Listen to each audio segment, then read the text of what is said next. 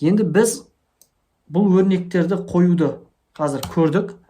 Әдетте біз Pythonда код жазған кезде айнымалылармен жұмыс істейміз. Сол айнымалымен жұмыс істеу арқылы мысалдар қарастырайық. Мысалға a тең int input бұл енгізілетін сандық мәлімет. Енді айтамыз. Егер осы a жұп сан болатын болса дегенді мысалы қарастырып көрейік.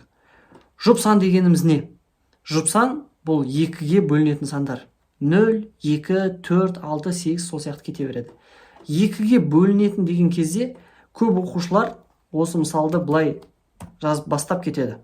Мысалға, бұл жерде егер a 2-ге бөлінетін болса деген сияқты ойлап тұратын нәрсені.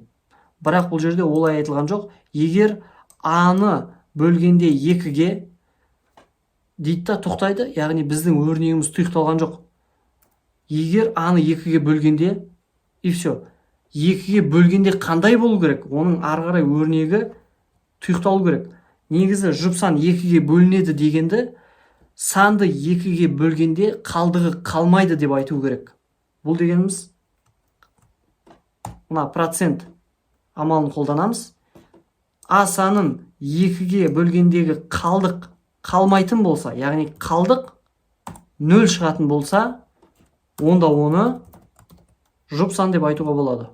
Else деп жазуға да болады, elifпен де көрсек болады. Ал егер a-ны 2-ге бөлгенде қалдығы 1 болатын болса, онда ол тақ болады. Себебі кез келген тақ санды бөлсеңіз 2-ге 1 қалдық қалатын болады. Тақ деп жазып қойып, енді запуск басатын болсам, мына жерде 8-ді бассам жұп, запуск басып 7-ні бассам, тақ деген жауап шығады. Міне осындай өрнектерді біз толық теңдеу немесе теңсіздік түрлі математикалық амалдармен көрсетуге болады.